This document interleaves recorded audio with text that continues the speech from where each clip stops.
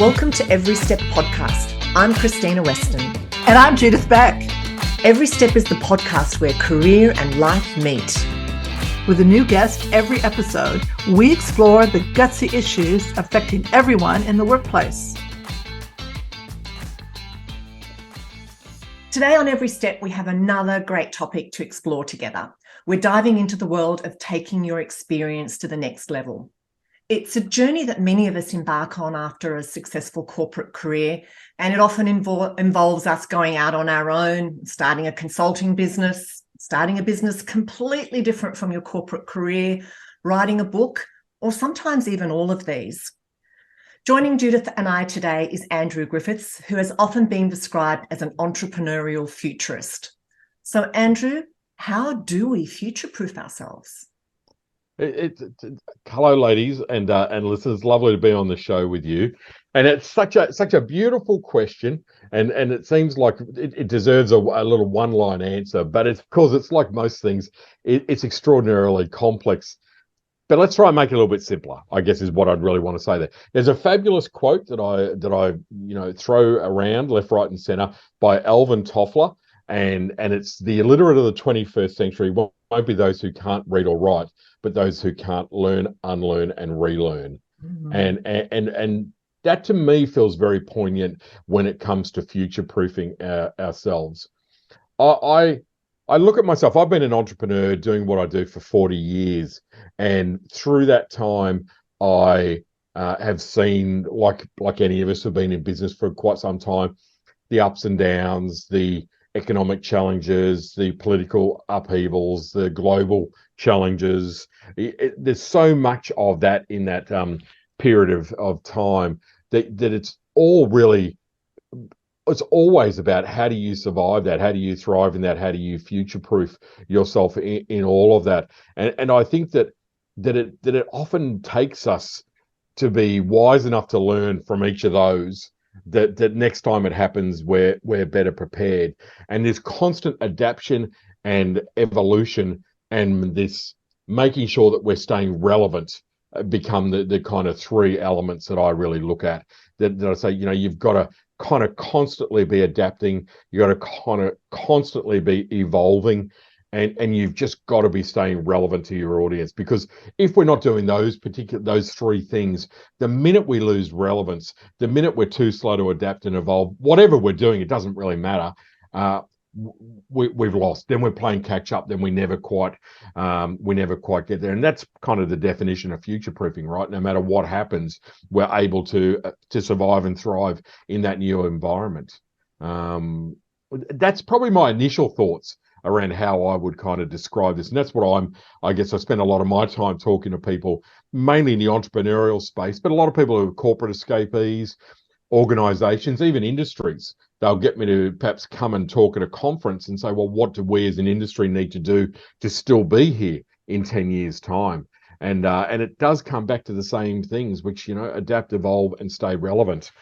Just again, nice throwaway lines, but they all have such big, big meaning about them as well.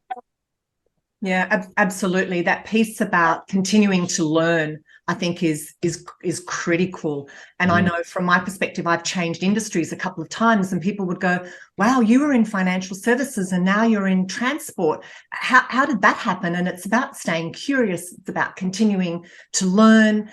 It's about continuing to have conversations and stay engaged and understand and look to see where the future is coming and make yourself relevant for whatever is coming. It's a great word, curious, in there. If you turn around and I get asked this often, like, what's that one attribute that helps you with being future-proofed? It is without a doubt curiosity. I'm a ridiculously curious person, and I think by nature, it wasn't necessarily something that I had worked on, I don't really think, but just curious, and I'm curious about everything. And I think when you do have that curious kind of way of thinking, that you want to know how things work, you want to know how things don't work, you want to know about people, about places, etc. The curiosity serves as this wonderful fuel to really keep you moving, moving forward, to do that adapt, evolve, and stay relevant kind of a model. And I think that we get so caught up at times that we're always inwardly focused, and we're we're caught there, whereas curiosity needs to almost be outwardly focused. So does adapt, evolve, and staying relevant. You don't really do that always looking inwards. You've got to be looking outwards as well. And I think that becomes a part of this whole self-fulfilling kind of process of future proofing. It's not something that we do passively. I don't think either, Christina. To answer it, I think there's a consciousness about it. I've seen plenty of businesses that, you look at COVID as what's just happened. A lot of businesses that didn't survive. A lot of older businesses that didn't survive. And if you boil it down, did COVID send them broke? Not really. They were always going to go broke. It's just COVID just sped things up. And we've seen some huge businesses go bust. I mean, we've seen some huge global franchises that have been around for decades and decades go bust recently. And it does really come back to that point that it's very easy to have a whipping boy like COVID, but the reality was that their models were broken, they weren't adapting and evolving, they'd lost relevance with their customers, all that kind of thing. That then it's just a matter of time. Whether you're an individual or an industry, it's the same thing. Once you lose those things, you're not adapting, not evolving, losing relevance, it is only a matter of time till you're no longer needed. And so did COVID make that happen? No, it just sped things up. Just made it happen faster. For people. We realized that place was not as relevant, as before, because something better came along. And that can be, that same philosophy can be said as an individual. So not only at companies aren't keeping their relevance, as an individual, someone in corporate, if they're not evolving and keeping their relevance and, challenging themselves, then when they are ready to make the change, or let's say they are made redundant and they've been in a role for 20 years and now they want to change careers, they're not ready for it because they haven't done the hard work or the work required to keep that relevance going on. So what are some of the things do you think that people who are in that sort of change zone, I mean, when they are in the sort of 30s, 40s, where they're thinking, I like your term, corporate escapees, that then go on and they're taking their experience. They want to take their experience to that next level, and they've got all these good things they've done in their career, but now they want to take it to the next level. And work for themselves and start their own business, right? That's the thing. It's really, it's a great question, because I've worked with a lot of people in a coaching role, and a lot of corporate escapees buy my books and things like that to figure out how to do it, because it's a completely different world, right? Absolutely. Which you ladies know, and many of your listeners know, corporate being successful in a corporate space gives you credibility without a doubt, but it doesn't really give you the skill set to run your own business. Spot on. And that's really the biggest challenge. So most of the people that I work with, it's normally after they've been out on their own for a year and they're kind of, it isn't working. And it's not about their skills or their knowledge or their expertise, which is normally bloody awesome. It's that they don't know how to use zero. It's that they don't know how to sell themselves. It's that they don't know how to deal with uncertainty. One of the biggest things you have to be able to deal with when you're an entrepreneur or business owner, you've got to get comfortable with uncertainty, because you don't know what's going to happen next week. You're going to be able to pay the rent next week? I hope so. I don't know. There's plenty of weeks over my history when I haven't paid the rent. So there's different things that no one is prepared for when they leave that corporate space. And that takes quite an adaptation. And again, you've got to be able to say, well, I also had a team. I had a marketing department. I had an ops piece. I had this. I had a personal assistant. Now I'm all of those things all rolled into one. And it's like, well, okay, how do I use Canva? How do I use, how do I set up? How do I do Zoom calls? I'm used to using Teams. How do I use Zoom now? There's no tech support. No tech support. I'll read the IT department. They'll come and do that. So there's this whole pile of skills that are completely unrelated to your ability, expertise, etc. So I think walking into it knowing that at least is a really good start, because I do think that there's a little bit of, at times, arrogance when in a corporate space someone leaves and goes, well, I got this. I'm going to that space. Everyone will buy from me. Everyone will do this. Everyone will do that because I'm awesome. You are. But if you can't run your business, you don't know how to bill, you don't know how to charge, you don't know how to manage your books, you don't know how to have your own corporate responsibilities, financial responsibilities, you don't know how to manage VAs if you're using a VA, don't know how to use tech, don't know how to. The best consultant in the world these days looks inept and lacking in any kind of credibility if they can't do some of those basics. So the skill set that got you to be successful in corporate is a small part of what's going to make you successful as an entrepreneur. And I think just accepting that you got to learn stuff is a really smart thing. That's where I do smart people making that corporate escape that I've seen. They do get someone to coach them through the business side, not to teach them how to do what they do, but how to be on the receipt, how to run a business. Because it's really hard. Yeah, it's really hard. It's all those business things, but it's also, there's a big psychological shift, and you touched on that. The biggest shift is actually a psychological one, especially if you had positional power in your corporate environment. Right. And now you're actually having to be the rainmaker and you don't have that positional power. And it's, as you said, being uncomfortable with uncertainty is huge, is massive. It's hard. Also, a lot of times they get out and they think all those that people are going to deal with them. Oh, I'll do this new venture or develop this new product, and all these people will of course they're going to buy what I have or use my service, and they get a big shock finding out that no, people were dealing with you before because you were in a high level position at that company. They might not have liked you because you burnt your bridges.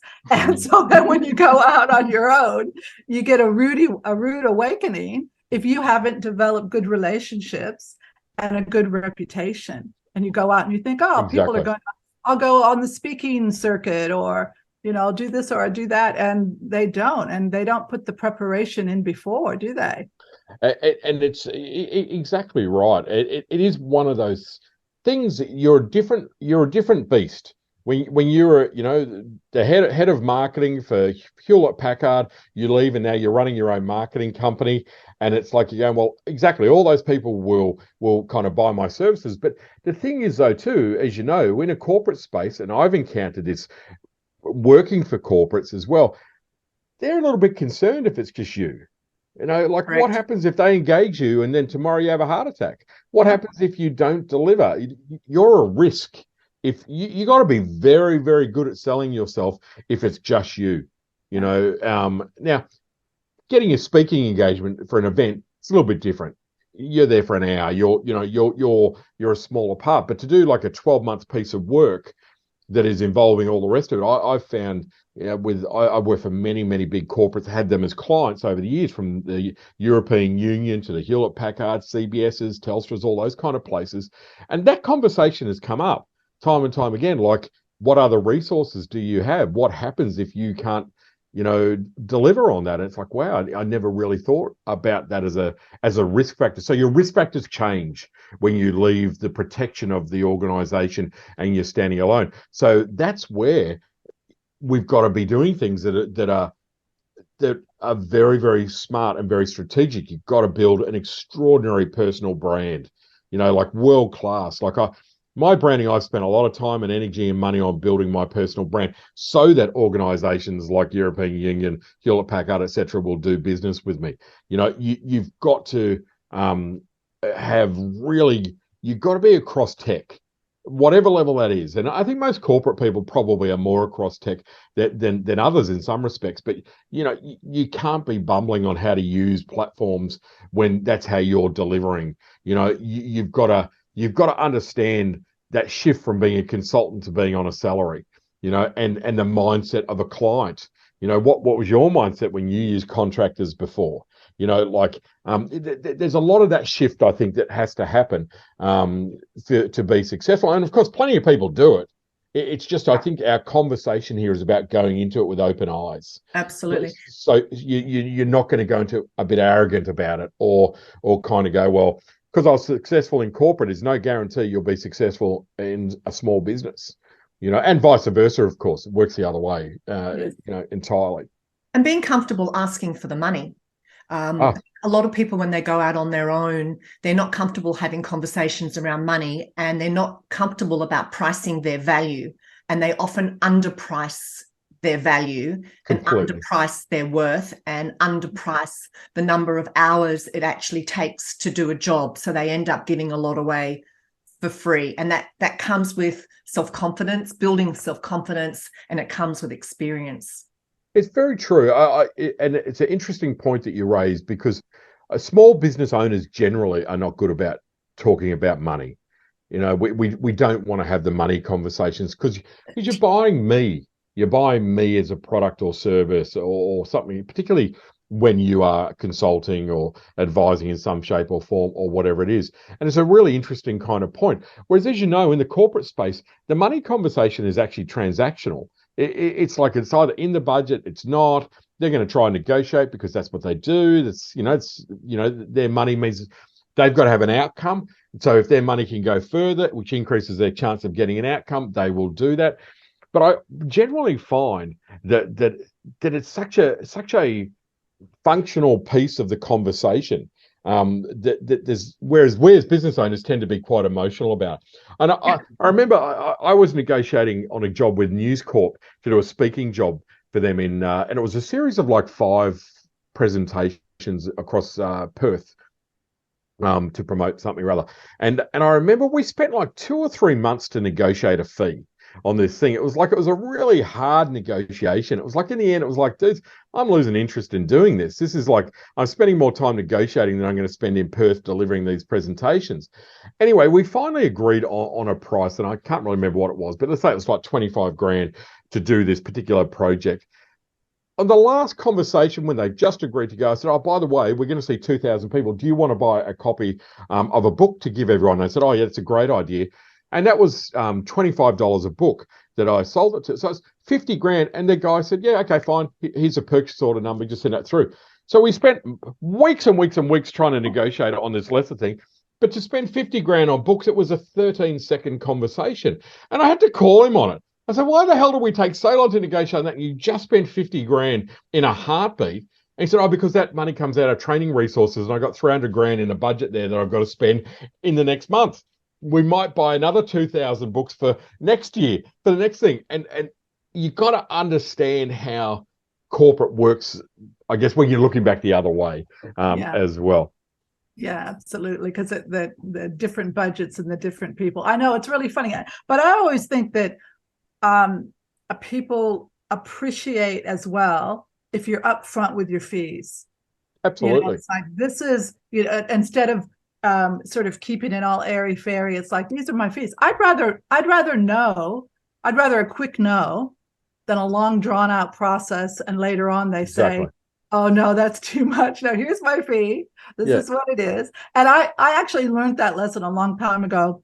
Before I started my executive search firm, I worked for an executive search firm for about 8 months.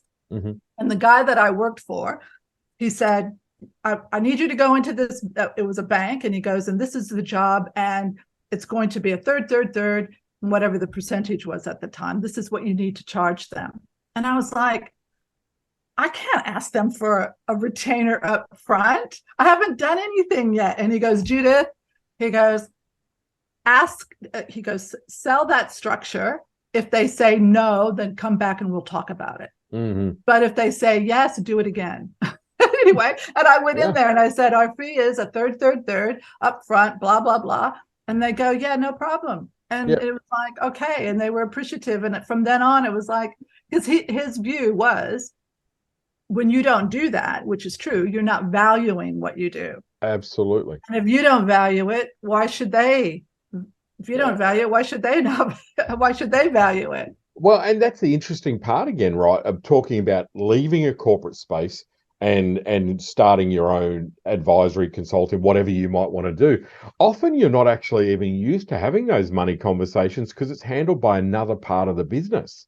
You'd have an idea on budgets, but you're not sitting across from someone and selling them this and do they buy it or not buy it. Generally, it's another function within the business. It's sales function or whatever it might be.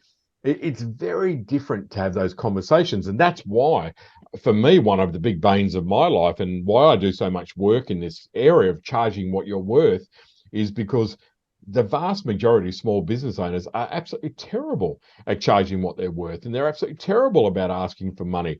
I encounter businesses that are so marginal financially, yet the business owner is so good at what they do, and they work their butts off. And you go, man, what, becomes learned helplessness. It's like, well, I can't charge more because of all this, talk up here, self-worth. Self-worth. Everyone, no one, these blanket statements, the market's turned, no one is going to buy anything. No one's going to, rah. And also what we've learned from previous bosses that or previous people that have been, role models for us. Poverty mentality is very, very strong, in the small business space. And it's a part of the reason why we don't have a very resilient small business culture in Australia, without a doubt. We've been through tough times over the years, etc. And again, that worries me in Australia. How many small business owners have got 12 months worth of cash in the bank? I'd say if any. If 5%. Not even. And on top of that, I ask all the time, who knows exactly how much it costs to operate your business per hour, in a room, or per day, even per month, even per year? And if I get 5% of people who could answer that question in a room, I'm impressed. I also ask the question, how many of you feel that you don't charge enough for what you do? And 95% of people in the room put up their hands. It's amazing, some of the challenges in the small business space, but that's a whole other conversation. Yeah, absolutely. That's it. What about the idea of writing the books? Like, I know when I went through it, geez, I wish I would have known about your academy, because I definitely would have gone through your academy when I wrote my book. But because there's always a lot of encouragement about people saying, oh, write a book because that's your business card and that will add credibility and that type of thing. Help build your brand.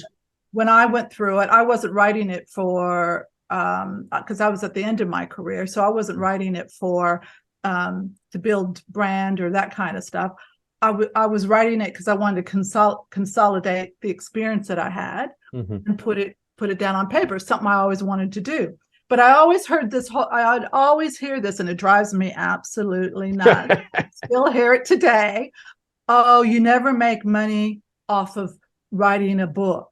And, we've even had authors on here before where they've said, they've made like $1.50 and, $1.50 to $2 a book. And I'm thinking, and that's true, right? But it's like, my thing is, well, somebody's making money off of it, because if a book's $25 to $35, someone's making money off of those authors of writing the book. So why would someone spend that much time writing a book with the view that they're not going to make money out of that book or lose money? I don't know what your thoughts are on that. So many thoughts, I mean, so I've been writing books for 25 years, and I've written many, many books and taught a lot of people, obviously, to write books. The people that I teach to write books are those who want to use the book to build their business. It's their positioning piece, it's their branding, etc. But for me as a writer, first and foremost, I'm a commercial writer, and what I mean by that is I write to make money. Yeah, it's not a hobby, it's not a memoir, it's not a any of that kind of stuff. It is a commercial part of my business. And now, don't get me wrong, I love books. I love writing. I love all of that. But my commercial brain says, I'm only going to write a book that's going to make money. Now, my model around doing that is yes, selling books. I've sold many, many books over the years. And so you've got to write a book that has commercial appeal, as in, it is going to sell.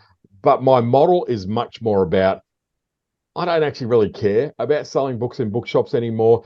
My model is every book to me is a seed, and I'm going to get it in the hands of someone, and it's going to turn into a $10,000 project. And so for the last 25 years, I've been sowing seeds, and it generates millions of dollars a year. Well, not millions of dollars a year, but it's generated millions of dollars over the years in terms of revenue that has all come from the book. So for me, the commerciality of that is, I'm not going to write a book about Himalayan yak farming. because I've got an interest in that. I write a book about marketing, about someone's got to charge more. So let's say my latest book, someone's got to be the most expensive. It may as well be you. Off the back of that is obviously my keynote topics. That's what I talk about as a very busy keynote speaker. I have coaching programs. I have online programs. I've got everything else that comes off it. The book sales side of things is a small part of the income. I don't know, I've sold 4,000 or 5,000 copies of that, which these days is quite a lot in the Australian market, right? But the reality is it's still kind of peanuts and cents compared to what it does for me. One keynote speaking job for $10,000 versus I'm going to sell a lot of books to make 10 grand, so my business model is very much around using that book as the start of the interaction, for clients. And the second part about that is, so I've got a structured model. I'm a commercial writer, that side of things there. The second part of this is there's books and there's books. And a lot of people write and publish books that are terrible, and so they the book is, I think, therefore it is. And these are typically fat 50-year-old professionals who are writing about their old story about, this is all the stuff I've learned over the years. And it's like that. No one wants that. It's like we need another leadership book like that, like we need a hole in the head. Right. Yeah, absolutely. I was talking to the CEO of Simon & Schuster a while ago, and he was saying to me, if I see another fat 50-year-old white guy writing their memoir leadership book, I'm just going to throw up. There's nothing. It's just, we don't want that. So again, adapt, evolve, stay relevant applies to us as writers. So there are books that are great as commercial kind of models, and then there's books that are not. Nothing wrong with writing a memoir, but don't expect it to create $1 million worth of revenue for you if it's not a particularly good book, because it's just an I think therefore it is book. It doesn't work. And the third part of this equation for me is, what do you do with a book when you've got it? I often ask people, like, how's your book going? And they said, oh, it didn't do much for me. And I go, well, what did you do for it? That's exactly. And it's about leveraging. So to be honest, I'm a much better leverager than I am book writer. Like I years ago when my first book came out, 101 Ways to Market Your Business, pretty basic kind of an idea, published by Alan Unwin. And the book came out, and I remember like a couple of weeks later, everything's gone quiet. And I remember ringing, because I expected my Ferrari to be delivered by that stage. I think most writers do. The book's out, cleared the parking space in the garage, waiting for a beep, beep, beep, beep for the truck to lower it down. And I remember ringing my publisher, Ian Bowring, who was just the most wonderful, wonderful man. And he had the come to Jesus conversation with me, and he said, it's your job. We've created a fantastic book. It's out there. You've got your 3 hours of publicity, which 300 books get split up, into one year. Now it's up to you. That was a great conversation, though, because it taught me that it was up to me as an author. And everyone thinks that, it's going to end up being here, being there, and all the rest of it. But you've got to leverage your book. Yeah. And my author students hate this line, but the reason I'm successful as an author is because I leverage my books every single day of every single week, of every single month, of every single year, of every single decade. Yeah. And that's it. It's as easy as that, And you can't be afraid to do that. You've got to feel, you can't be I shouldn't push it, or I shouldn't. You just got to get it out there. I mean, I was the same way. I knew, because the reality is you can't rely on the publisher to sell your book. Because the publisher is not going to sell your book. You've got to, and I realized that after about the first couple months, and I thought, okay. And I then developed a book club where then the corporates buy the book, and then we have a book club, and then it's got. Great idea. Otherwise, I'm going to have a hell of a lot of books in my garage for the next 5 years, right? And that's so true. You have to really just be the marketer, and that's why I think your academy would be so beneficial for anybody who is looking to write a book, because you really do need to get the advice of people who have gone through it about how to do it. And it's, you really got to put time into it, almost a business plan. I was going to say it's a business after you've published the book. You actually start the business. You've got to repackage, republish, run workshops, run coaching around the content. You've got to do a huge amount. And finishing the book is one part. Like just the beginning. It's just the beginning. The hard work starts the day the books arrive. And that takes a little bit for people to get their head around, because it's like, surely the hard work is done. That's given what I birth. thought. I've just given birth to my baby. Isn't it? I know. Like, everyone's going to want to buy it, but it's really interesting because I had the luxury of hindsight, and the history, to look backwards and to go, looking back at that, like, what did I do well with that book? What didn't I do as well with that one? And to look at, I just had the model. My new book comes out. I make sure the book is relevant. I make sure it's well researched. It's it's like all of those kind of elements. I make sure it's the right kind of book, not just a I think therefore it is kind of book. But it's really interesting. I look back now and I look at every single major opportunity in my life and you know what I do an opportunity map back to where did that opportunity come from. Every single one, bar none, I can trace back to me physically handing someone a copy of one of my books, and at an event, on a plane, in a line, check into a hotel, wherever it might be, that it all goes back.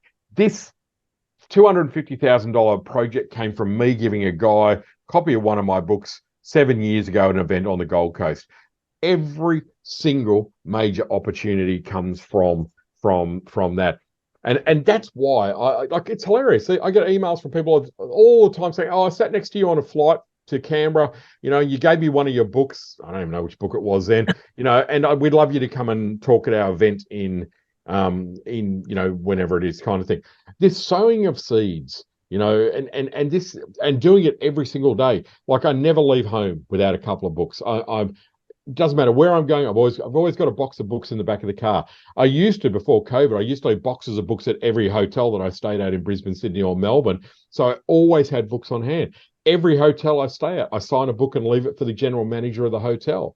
And I've got a customer service book. So sometimes I'll leave that one there and say, you really need to talk to me, and other times it's not. But there's all of these opportunities. But once you start to get a leveraging mindset together, because it doesn't come naturally, and it is hard. I know I make it sound kind of easy, but I was very embarrassed and a bit awkward about calling myself an author at first, because I didn't write real books. I just wrote these little 101 words, 101 tips books. They're not real books. It's not an Ernest Hemingway book or whatever. And I remember my publishers, after my third book, they gave me a meter-long business card that was that I had to fly home with, and it was on timber and it couldn't bend. And the whole idea of this was so that I couldn't hide it away somewhere. So, and their argument was, when are you going to call yourself an author? Stop this. These aren't real books. You've sold 100,000 copies of that one. You've sold that. You're Australia's #1 small business author. There's the word author in there. You're an author, but self-worth. Oh, they're not real books. Imposter syndrome. Imposter syndrome, Christina. All those things, come into play. But amazing. But you know what that boils down to is that the fact is you've got to be, you're not afraid, even though internally when someone starts out, they might be afraid, but you got to push yourself to go, no, I've got to market this. And I love that idea. Give it to the general manager at the hotel, or give it to, and you got to be out there, don't you? You can't be stuck every at home. day. You got to be out there. If I'm not sending out 15, 20 books a week to prospective clients, speaking clients, media contacts, reading in the paper, there's a new CEO at wherever, if I'm not actively sending out books every week, and fortunately I live across the road from a post office here in Hobart, like, if I'm not sending out a pile of books and giving away 1,000 books a year, probably at least, then I'm not really doing my job. And that, to me, that's my marketing budget. That's my whole marketing division, is these books. Every 3 years, new book comes out, have another book come out. That's a model that I'm kind of in now. About every 2-3 years, bang, new one comes out. And the process, leverage off of leverage, leverage off of what I've got, Because that's a business. I mean, you're treating it as a proper business, and this is right. what I've got to do. And that's part of my marketing budget. I mean, I hope the people that are listening understand that, these things don't just happen overnight, and it takes a lot of hard work and a lot of thought and a lot of perseverance, and also, believing in yourself. Most of it, though, is the hard work. The hard work. The routines, the structure, The making it sounds like intense, right? To say, oh, you got to leverage every day, you know, blah, blah. But after a while, it really just becomes second nature. Like I don't have to think to put books in my bag if I'm like this afternoon, I'm going to get a haircut. The thing I'll do just as I'm leaving the door, when my books are all piled, there is grab a couple of copies because I never know who I'm going to meet. I never know. And if worst comes to worst, I give a copy to the barber, and you never know who he knows. Exactly. And the worst that happens is he now has a book there that's going to help him to build a better business. So there's a bit of karma in there as well that I think, you know, that sometimes even just doing that is of setting the right intent, you know, out there as well. So it's a very it's I know that's a bit out there, but I believe that is a big part of this as well. The most important part comes back to what I was saying before about I'm a commercial author, and that to me is that's what being a commercial author is all about. If my job is to use these books to grow my business, generate revenue, whatever it might take, then I have to be pretty smart about how I do that. And it's all the parts that let most authors down, unfortunately. So plenty of great books out there that never see the light of day, not because it's a bad book. It's the opposite of that. It's just that the author doesn't really know how to leverage it, or they struggle with the imposter syndrome element of it, whatever it might be. Exactly. I love your saying that you have about the only people who don't have imposter syndrome are the ones that should. Yeah. It's so true. I see that with speakers and authors. If someone comes to me, who am I to write a book and all that, I hear that all the time and go, great. That shows that there's some humility and there's, you know, I get the chest beating fat 50-year-old guy wants to write a book kind of element of the partner of a big law firm or something like that. And you go, we probably need a little bit of humility in here to kind of, you know, to calm us down, talk us off the oh God, like the poet's corner. What do you call it? Talk us off the stage. Yeah, exactly. Oh my gosh, we could talk about this for we're almost coming to our time. Can you believe it? I know. And you're lucky to get that word in edgeways with me, of course, you know. No, it's bad. Well, I'd like to sort of maybe just put it out there to each of us to talk about just to wrap it up about what are some of the things that you would advise someone who was making that career transition later on from the corporate escapee and what into a new journey. What do you think that they should look at doing and keep in mind? So Andrew? I think that you have to go into it with a mindset that is that you've got a lot to learn when you start that next journey. You know, appreciate your expertise and your knowledge in a certain area, but you got to package it, you got to bundle it, you got to manage it, you got to operate in a completely different way. And I think the most important part about that is to actually get excited about it. It's an awesome thing to make that transition. To run your own business is difficult. It's a nightmare. It's fabulous. It's uncertain. It's great. It's this roller coaster ride. You have to be okay with that. And if you're okay with that and you really embrace that side of it, then you'll have an amazing transition. But if you try to recreate a smaller corporate entity and do a smaller version of the company that you left out here, it's going to be a much harder ride. I think you've got to kind of really go, this is something new. I've got to bring what's going to work for me, and I've got to be really open-minded and have some humility in that particular pathway as well. Absolutely. Christina, what about you? Absolutely. I agree absolutely with all the things that Andrew was saying. It is a roller coaster ride. I'd be talking to as many people that I could find that have done it before to actually learn about what happens in real life. Because I think a lot of people go into this transition with a fantasy in mind of how it's going to be, and it will never be that. It'll always be something different. So go and talk to as many people as you can find that have been on that journey and hear from them, and you'll hear all the extremes. You'll hear everything. but do it anyway. And I absolutely agree with Andrew. Got to be passionate about whatever you're doing, because if you're not, it's not worth it. You've got to be passionate about it. You've got to be having fun doing it. And you really got to have keep that curiosity and have a learning mindset. Because if you don't have a learning mindset or a mindset around continuous growth, continuous improvement, you're going to struggle no matter what you do. So stay open, keep learning, and keep talking to people that know more than you do. You know, what's really, thanks for that. What's really struck me in this conversation today is that when you are going through that transition, Andrew, you can't stop your hustle. Like you still have to hustle no matter what age group you're in, where you are in your career. And that has really struck me today. Like here you've written all these books and you're still grabbing your books, going to the barbershop, and you're still putting the box of books in, and you're still hustling. And anybody who's had their own business, you can't lose your hustle. The hustle is a continual thing. That's the only way you're going to grow your business or grow your, even whether it's a one-person business or bigger, you've got to keep that hustle and that enthusiasm and basically sell what you have. And you got to be out there. You're not going to be able to hand that book to anyone if you don't walk out your front door. You don't get out there and see people.